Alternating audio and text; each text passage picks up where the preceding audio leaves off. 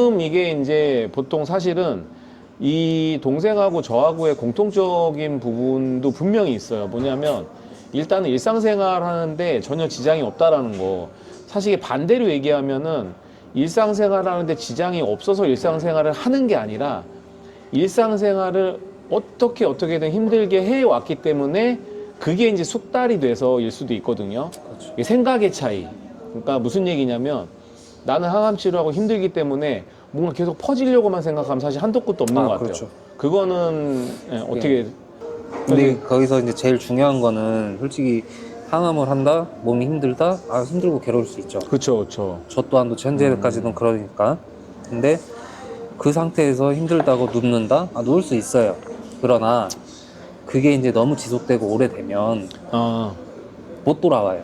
습관이 돼버리고 습관이 되니까. 네, 맞아요. 못 그런 것 돌아와요. 같아요. 왜냐면 그거를 제가 절실하게 느낀 게 뭐냐면 저는 처음부터 지금까지 했을 때 그랬었거든요. 근데 뒤돌아서 보니 그렇게 하면은 안 되겠다라고 싶어서 솔직히 아침에 일어나도 좀 더 자고 싶은 게 사람 심정이고 맞아. 눈 뜨고 네. 준비하는 것도 힘든 것도 사실이고 근데 어떻게 해서든지 한번 한 발이라도 더 나가보고 맞아요. 일어나서 활동이라도 조금 더 해보고 네. 그래야 좀 변화를 좀 주지 않을까. 맞아요. 이게 진짜 중요한 얘기 같은 게 뭐냐면 저는 사실 항상 이제 그런 생각을 좀 많이 했는데 사람이 기본적으로 건강할 때도 이 습관이 되게 중요한데 오히려 내가 이제 좀 뭐 환자니까 아프다는 생각을 가지고 합리화하는 것 같더라고요. 무리하라는 얘기가 아니라 내가 그냥 조금 피곤하다는 거를 애시당초 당연히 항암을 하니까 힘들고 피곤하니까 그거를 좀 인정을 하고 받아들이면서 슬슬 운동을 한다는 생각으로 해야지 막 정말 급하게 마음을 먹고 하다 보면은 오히려 더 역효과가 나는 것 같아요. 그래서 중도에 안 하게 되고 그냥 바람 쐬러 그냥 잠깐 집 앞에 그냥 마실 나간다 생각하고 나가서 운동을 하다 보면은 오히려 지금 동생이나 저처럼 좀 일상생활이 좀 더 편해지는 시기가 더 오지 않을까. 그렇죠. 항암 치료를 이제 18차까지 했잖아요. 그렇죠. 그러면 1차 때부터 한 9차를 앞쪽 절반이라고 보면 그쵸. 그때까지 하고 지금하고 항암하고 난 다음에 뭐 피로도가 좀 더 심하나요? 아니면 어떤가요? 처음에는 이제 뭐 받는 날부터 해서 퇴원해서 며칠 동안은 네. 굉장히 힘들었다. 그러니까 예를 들어 저희가 2주 동안 지금 받고 있는데 네.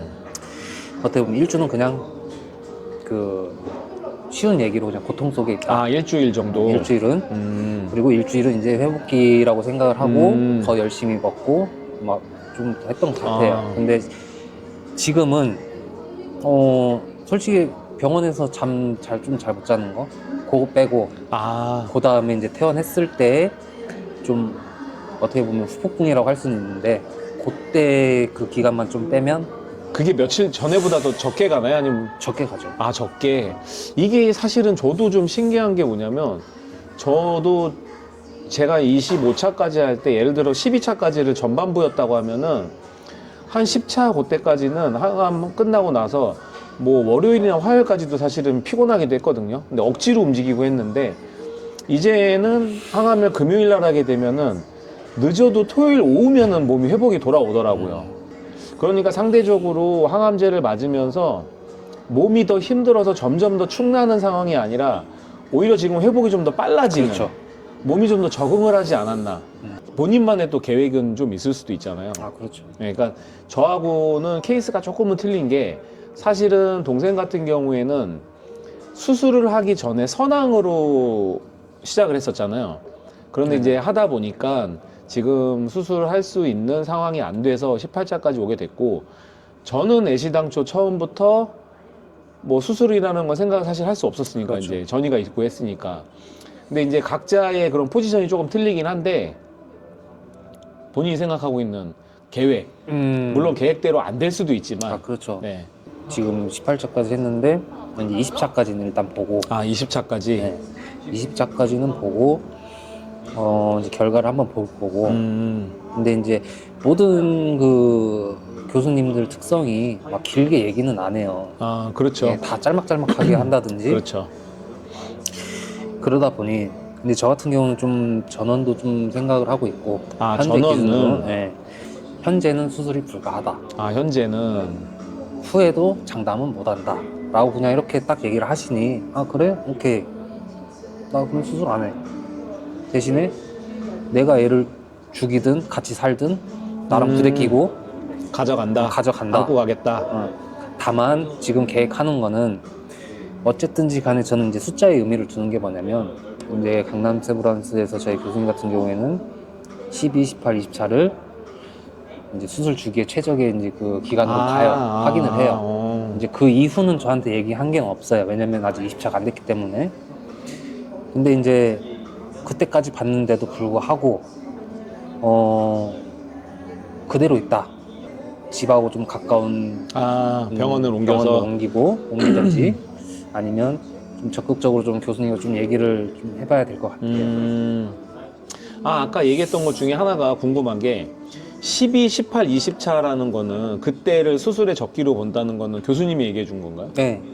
그거는 이제 수술을 이제 그 왜 혼자 판단하는 게 아니고 이제 여럿이 모여가지고 다학제로. 또 네, 다학제로 이제 뭐 하는 그런 그렇죠. 거 같더라고요. 수술은 다학제를 통해서 하기 때문에. 그러고 나서 이제 뭐 말은 해주는 것 같은데. 그럼 원래 현재 지금 폴피녹스는 2달에 한 번씩 CT를 찍는 건가요? CT를 얼마에 한 번씩 찍나요? 기억이 안 나는데. 기억을 좀 되새겨 보십시오. 네. 이게 제가 알기로는 폴피녹스나 제마나 보통 2달에 한 번씩 찍는 걸로 기억을 하고, 그 다음에 폴피리녹스는 이 하나, 둘, 셋, 넷, 4번을 했을 때가 한 사이클. 한 사이클이라고 네, 알고 네, 두 사이클인가? 알고 있는데, 보통 한 사이클 돌고 두 사이클 돌고 그쵸. 두 사이클 돌고 그리고 나서 이제 CT를 찍는 걸로 알고 있거든요. 그러니까 아마 한 2달 정도가 되는 것 같아요. 근데 이제 이거는 좀 개인적인 차이가 있을 수 있는데, 사실 동생 같은 경우에는 사이즈가 줄지는 않았지만 유지가 됐기 때문에 2달에 찍을 수 있는 거고, 그리고 사실 지금 피검사 수치도 나쁜 게 하나도 없잖아요. 그렇죠. 네. 제가 알기로는 동생이 폴피리녹스를 할 때 당연히 항암제 때문에 간 수치는 좀 올라가요. 이거 간 수치는 제마보다는 폴피리녹스가 간 수치가 좀 더 올라가는 것 같더라고요. 우리가 소위 이제 얘기하는 ALT라든가 AST, GOT 이런 것들 있잖아요. 근데 저는 지금 수치들이 올라간 것들이 전혀 없고 일정하게 유지가 돼 있어서 저 같은 경우에는 CT를 3달에 한 번씩 찍기로 교수님하고 얘기를 했거든요. 그러니까 요거는 이제 아무래도 교수님에 따라서기 때문에 그래도 3달은 CT를 찍는 것을 넘기지는 않는다. 빠르면 2달, 늦으면 3달 안에. 요거는 각 병원의 교수님들마다 뭐 틀린 게 아니라 기본적으로 이 종양학 선생님들이 가지고 있는 매뉴얼인 것 같더라고요. 그러니까 요런 이제 매뉴얼들은 좀 참고를 하시면 좋겠고, 저는 일단 계획이 비슷해요. 저도 마찬가지로 이번 4월 중순에 CT를 찍기 때문에 CT를 찍고 나서 사실은 계속 중요한 CT이긴 하지만, 이번 CT에서 사실 이제 암이 줄어든다라는 개념보다는 유지만 된다면, 네, 사실은 이제 그렇죠. 이게 항암제가 폴피리녹스나 제마나 마찬가지로 이 반감기, 이제 약이 좀 잘 안 듣는 시점이 사실은 둘 다 온 건 맞아요. 맞아요. 여기서 더 잘 듣는다는 개념보다는 이 약으로 이제 누르면서 버티고 가는 상황이 좀 이어지는 게 제일 베스트일 수도 있는데, 둘 다 그런 과정이 된다라면은 뭐 약제를 좀 조절을 할 수도 있고 추적 관찰을 할 수도 있는 상황, 그런 상황이 일단은 항상 둘이 얘기할 때 좀 제일 베스트이지 않나, 그런 얘기를 좀 하고 있거든요. 그리고 이제 마지막으로 이제 궁금한 거는, 본인이 지금까지 약 거의 1년 정도를 그렇죠. 다 돼 오잖아요. 이제 1년이. 혹시 이 영상을 새로 이제 신규로 또 암 진단을 받으신 분들이 볼 수도 있어요. 항상 이제 저도 해주고 싶은 얘기가 있기는 한데, 그렇죠. 뭐 또 해주고 싶은 얘기가 많을 거잖아요. 이제 뭐 기존에 뭐 영상을 보셨던 분이나 이제 뭐 환우분 같은 경우에는 뭐 다 잘 하고 계시고 또 이제 다 잘 지내시고 뭐 이러시는데, 혹여나 이제 처음 이제 오시거나 아니면은 이제 너무 좀 담담하다라고 이렇게 느끼시는 분들도 분명히 계실 거예요. 그렇죠. 근데 이거는 누군가 그랬어요. 저도 어느 말을 한번 들은 적이 있는데 굉장히 긴 마라톤과도 같다라고 이렇게 맞습니다. 예, 네. 끝이 얘기를 없는 했어요. 마라톤. 네. 근데 이 말에 제가 공감을 하는 이유 중에 하나가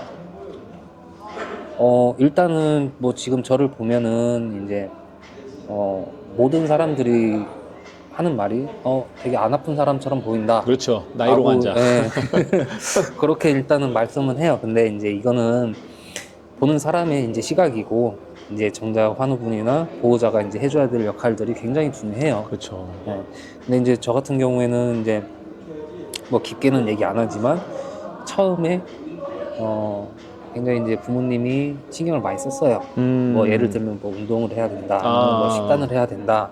근데 뭐 지금도 조금이 아니라 좀 그렇지만 저는 다 완전히 반대로 가고 있었어요, 생활 자체를. 그러니까 이제 이게 길게 가는 생각도 그때 당시는 못 했었고, 왜냐면 저도 처음 딱 갔을 때 그런 얘기는 갔었는데 그렇게는 못 가고, 이게 어느 순간에 딱 돼보면 이건 내가 진짜 해야겠구나, 이게 딱 생각이 드는 시점이 와요. 근데 그 시점을 빨리 찾는 것도 중요하지만 일단은 뭐니 해도 이제 제일 긍정적인 생각만 많이 하고 일단 환우분하고 이제 보호자분들 항상 긍정적인 말들, 긍정적인 마인드. 그리고 제일 중요한 게 한 가지가 하고 싶은 거는 다 하고, 하고 싶은 것들. 하고 싶은 건 다 하고. 너무 막 얼매이고 막 이러면 너무 스트레스 받아요. 하고 싶은 거 혹시 많이 하셨나요? 저는 지금 많이 다 하고 있어요. 하고 거즘 하려고 해요, 다.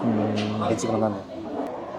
사실은 암에 걸려서 치료에 가장 영향을 많이 미칠 수 있다고 생각을 하는 게, 나 이제 암에 걸렸으니까 죽을 병에 걸렸다. 그렇기 때문에 정말 희망도 없고 뭐도 없고 아무것도 없다라고 생각을 하고 투병을 하기 시작하면은 사실 정말 그렇게 되는 것 같아요. 근데 이게 이제 투병을 조금씩 하고 하다 보니까 사람이 죽고 사는 문제는 그렇죠. 우리가 관여할 수 있는 문제는 아니고, 그렇죠. 동생이 얘기했던 것처럼 이제는 주어진 시간 안에서 하고 싶은 거 좀 많이 하고, 그렇죠. 그 시간이 지나가면 어느 순간 또 좋은 시간이 올 거라 생각을 하는데, 그렇죠. 제가 이 영상을 찍으려고 마음을 먹었던 이유가 뭐냐면, 둘 다 봤을 때 정말 환자 같지 않아요. 네, 그래서 환자이지만 환자인지 아는 것처럼 살 수가 있다. 꼭 그렇기 때문에 처음부터 낙심하거나 그런 생각으로 투병하지 않았으면 좋겠다. 그렇죠. 그리고 항암제를 하면 동생도 알다시피 저는 처음에 자연치유를 생각을 했었고, 그렇죠. 근데 막상 항암제를 해서 보니까 생각보다 힘들지 않았어요. 이게 이제 지나왔기 때문에 물론 그렇게 생각할 수도 있겠지만 힘든 부분도 분명히 있어요. 근데 몸이 막 죽을 것처럼 힘들진 그렇죠. 않아요. 그렇잖아요. 그렇죠. 그 어느 순간 또 지나면 또 좋은 날이 더 많기 때문에. 근데 이제 이런 거를 말씀드리는 게, 이 긍정적인 생각에 대해서 좀 그렇죠. 어떻게 생각을 하시는지. 어, 처음에 이렇게 진단 받을 때 그런 생각이 좀 들었었나요? 저는 솔직히 말하면 그런 생각은 전혀 안 들었어요. 왜냐면 저는 어느 정도 예측은 하고 병원을 갔었고, 이제 보호자는 이제 전혀 예측을 못한 상태에서 갔기 때문에 오히려 좀 제가 더 덤덤했었죠. 근데 이제